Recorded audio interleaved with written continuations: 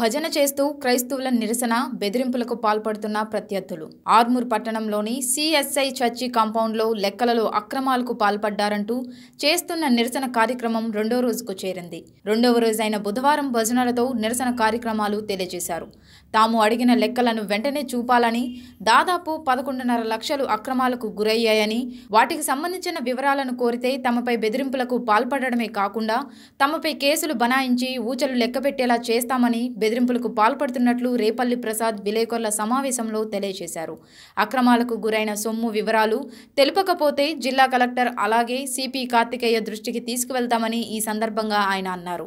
అనంతరం DCC chairman Prem కుమార్ను వివరణ కోరగా చర్చి కాంపౌండ్లో టెంటు వేసి ధర్నా చేయడం బాధాకరంగా ఉందని, ఎవరిపైనైతే నిందారోపణ వేయడం జరిగిందో వారి దగ్గర నుండి వివరణ సేకరించామని, చర్చి సంఘానికి సంబంధించిన నిధులు ఎలాంటి అక్రమాలకు గురి కాలేదని, ప్రత్యర్థులు చేసిన 11.5 లక్షల రూపాయలపై పూర్తి వివరణ సేకరించానని, డబ్బులు బ్యాంకులోనే ఉన్నాయని, ఇరువురి వాదనలు విన్న తర్వాతనే న్యాయ అన్యాయాలు మాట్లాడతానని, అంతవరకు ఎలాంటి ధర్నాకు పూనుకోకుండా శాంతియుతంగా ఉండాలని, పూర్తి నమూనా సేకరించిన వివరాలకు సంబంధించిన దానిపై అధికారుల దృష్టికి తీసుకువెళ్లి న్యాయం జరిగేలా చేస్తానని ఆయన హామీ ఇచ్చారు. అనంతరం జోసెఫ్ మాట్లాడుతూ లెక్కల వివరాలను తన దృష్టికి తీసుకురాకుండా చర్చి కాంపౌండ్లో టెంట్ వేసి ధర్నా చేయడం బాధాకరంగా ఉందని, పూర్తి సమాచారం లేకుండా తనపై నిందారోపణలు చేయడం సరికాదని డీసీసీ చైర్మన్ ప్రేమ్ కుమార్ ఈ నెల 17న సమయం కోరారని, అయినా కూడా వినకుండా నిరసన కార్యక్రమం చేపట్టారని తెలియజేశారు.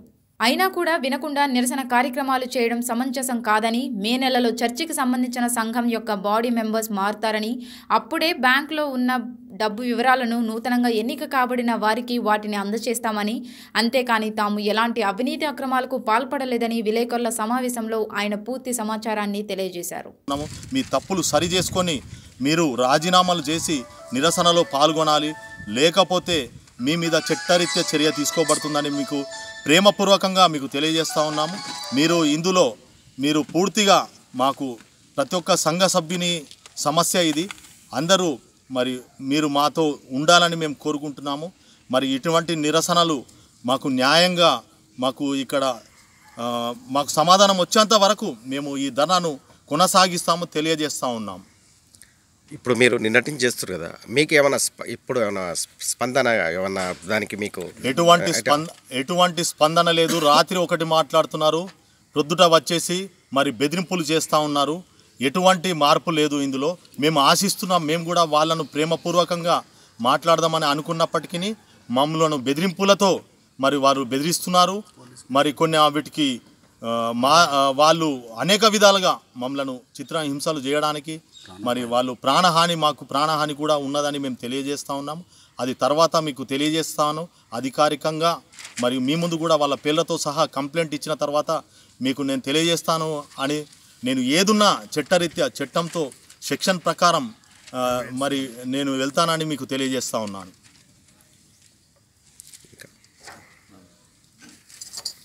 అన్న,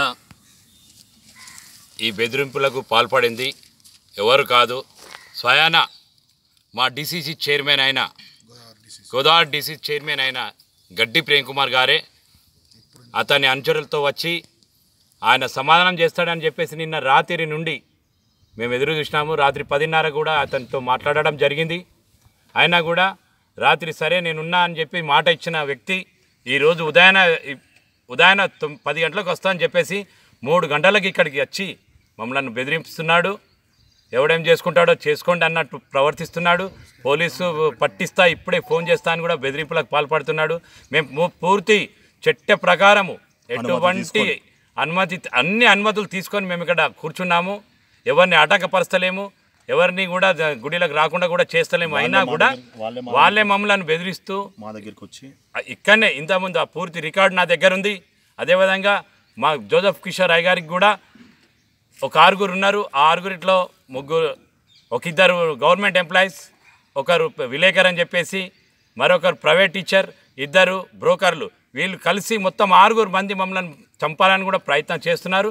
దయచేసి మాకు ప్రభుత్వం అండగా ఉండి మా ప్రాణానికి హాని కలిగిన ఏం చేసినా జోసెఫ్ కిషోర్ గారి బాధ్యత, మరియు గోదావరి డీసీ చైర్మన్ అయిన గడ్డి ప్రేమ్ కుమార్ వారి బాధ్యత. ఇప్పుడు మీకు బెదిరిస్తారు కదా, మీకు మీ దగ్గర ఏమైనా ఎవిడెన్స్ ఉన్నాయా? అవునండి, పూర్తి నా దగ్గర దానికి ఏమైనా ఎవిడెన్స్ ఉన్నాయా? పూర్తి ఇప్పటిదాకా రికార్డ్ చేసినాం. వాళ్ళు వచ్చినప్పుడు మా దగ్గర రికార్డ్స్ ఉన్నాయి. మేము పూర్తిగా చట్టపరంగా పోయి అక్కడ ఫిర్యాదు చేస్తాము. ఆ రికార్డును మేము అక్కడ చూపిస్తాము.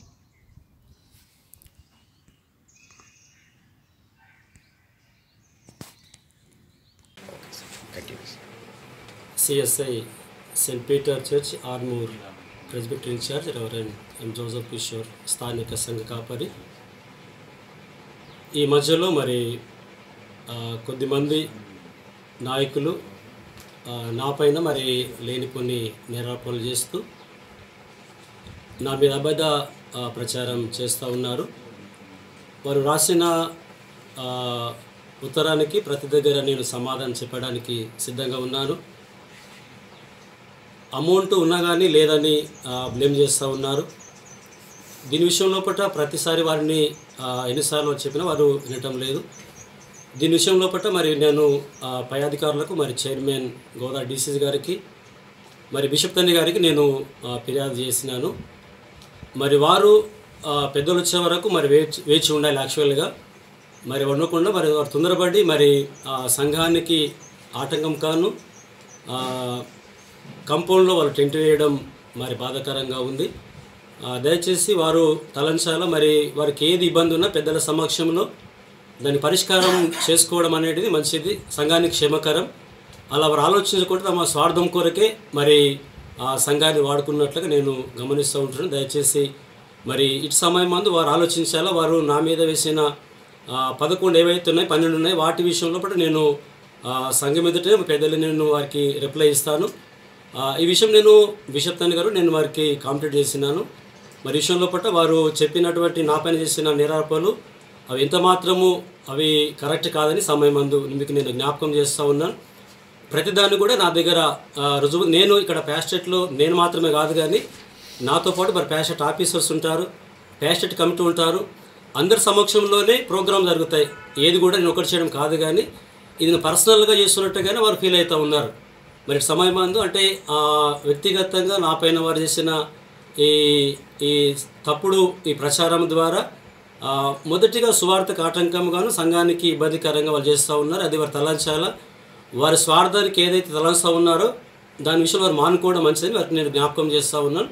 ఈ విషయంలో పట్ల ఎప్పుడైనా కానీ పెద్దలు నాకు పిలిచి ఈ విషయంలో ప్రూఫ్ చేయమన్నప్పుడు నేను వాటి విషయంలో నేనైతేనేమి కమిటీ వారు సిద్ధంగా ఉన్నామని ఇటు సమయం మందుని మీకు నేను తెలియపరుస్తూ ఉన్నాను.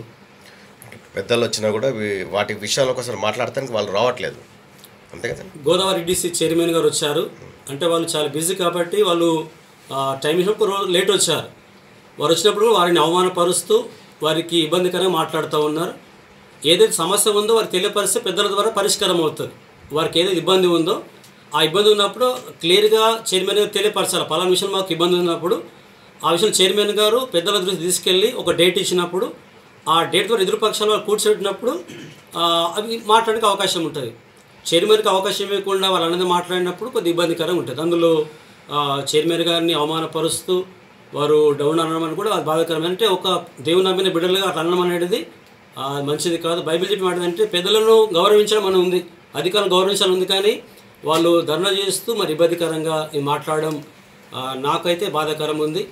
మరి ఈ విషయంలో పట్ల నేను వారిని హెచ్చరికగా ఖండిస్తూ ఉన్నాను. దయచేసి వారికి ఏదైతే ఉన్నాయో ఆ విషయంలో కూడా తప్పకుండా వాళ్ళు క్లారిఫై చేసుకోవాలి. ఎలా అంటే కూర్చోవడం ద్వారా పరిష్కారం అయితే టెంట్ వేస్తే పరిష్కారం కాదు, అరిస్తే పరిష్కారం కాదు. కాబట్టి చైర్మన్ ఎప్పుడు టైం ఇస్తే పెద్దల ద్వారా అది ఇరుపక్షాలు కూర్చొని పరిష్కారం చేస్తే సంఘానికి మేలుకరం ఉంటుందని మీకు నేను మనవి చేస్తూ ఉంటున్నాను. బెదిరింపులు కూడా చేస్తున్నారని చెప్పి వాళ్ళు కామెంట్ చేస్తున్నారు. ఇది అబద్ధం చెప్పడం. సేవకుడు ఎవరిని బెదిరించాడు అంటే తమ స్వప్రయోజనాల కొరకు సేవకుడు అంగీకరించినప్పుడు చెప్పే మాటలు. చర్చి పైసలు అనేవి ఒక్కరి పైసా కాదు, అది చర్చి పైసలు అనేవి అభివృద్ధి కొరకు వాడబడాలా. ఒక్కరి కొరకు అయితే నేను ఇష్టపడలే. కాబట్టి నేను ఎప్పుడైతే ఆ మాట నేను చెప్పలేదో అది చేస్తూ ఉన్నారు. ఇంకా క్లియర్గా అది ప్రతిదీ కూడా వచ్చినప్పుడు నేను మాట్లాడతాను. డబ్బులు లేవని కానీ అకౌంట్స్లో లేవని చెప్తా ఉన్నారు. అది తప్పుడు ప్రచారం చేస్తూ ఉన్నారు. దేవునికి చెల్లించిన పైసలు ఖచ్చితంగా బ్యాంకులో ఉంటాయి. అది టైం వచ్చినప్పుడు పెద్దల ద్వారా ఎప్పుడైనా అందరూ చూపించడం అవసరం లేదు. ఎప్పుడైతే పెద్దల ద్వారా కమిటీ ఉంటే ఏర్పాటు చేయబడుతుందో కమిటీ చూస్తాం, అది చూపించమని వీల్లేదు. కానీ నేను వచ్చిన నాకు చూపెట్టు అంటే అది కాదు పది. కాబట్టి ఖచ్చితంగా అన్ని విషయాలు కూడా క్లియర్గా ఉంది. డెవలప్మెంట్ అమౌంట్ అయితేనేమి, చర్చ్ కలెక్షన్ అయితేనేమి, అది ప్రతిదీ కూడా ఉంది. నాతో పాటు సెక్రటరీ ఉంటాడు, నాతో పాటు ట్రెజరర్ ఉంటారు, నాతో పాటు స్టెవర్డ్ ఉంటారు, నాతో ప్రాపర్టీ సెక్రటరీ ఉంటారు. కమిటీ వాళ్ళు అందరూ కూడా చేసే పని. కాబట్టి అందరూ నా మీద వేసి వాళ్ళు నన్ను బ్లేమ్ చేస్తూ ఉన్నారు. ఇది ఖచ్చితంగా ఇది తమ స్వప్నం చేసినటువంటి పనులని మీకు నేను జ్ఞాపకం చేస్తూ ఉన్నాను. ఇందులో క్లారిటీ కావాలంటే పరిష్కారం కూర్చుంటే పరిష్కారం అవుతుంది అని నేను మనం చేస్తూ ఉంటున్నాను. S4 TV న్యూస్ వారికి ప్రభు యేసు నామములో నేను వందనాలు తెలియజేస్తున్నాం. నేను reverend G Prem Kumar, Godavari DCC 5T6 chairman. చర్చి ఆవరణములో ఒక టీము ధర్నా వేయటకు పూనుకున్నారు. దాని విషయము ఆలోచన చేసి సమాధానం కలిగి ముందుకు నిలబడాలని ఆలోచన కలిగి నేను ఇక్కడికి వచ్చాను. అయినా వారు చైర్మన్ పేరు రెవరెండ్ జి గడ్డి ప్రేమ్ కుమార్ డౌన్ అని అనడం అది నాకు చాలా బాధ. ఏదైనా మన విశ్వాసులు, మన సంఘ సభ్యులు వారికి సహృదయం కలిగి వారి యొక్క కోరికలేంటో, వారి యొక్క షరతులేంటో నెరవేర్చాలని ఆలోచన కలిగి నేను వచ్చాను. అయ్యగారు కూడా తను మాట్లాడతాను, వారు కూడా నేను మాట్లాడతాను. ఏదైనా సమాధానం కలిగి సశ్యామలు కలిగి ఏదైనా ప్రాబ్లం ఉన్నదనుకో దానిని చర్చించి బిషప్ తండ్రి గారికి రిపోర్ట్ ఇవ్వడం జరుగుతున్నది. ఇది నా యొక్క పని. Thank you.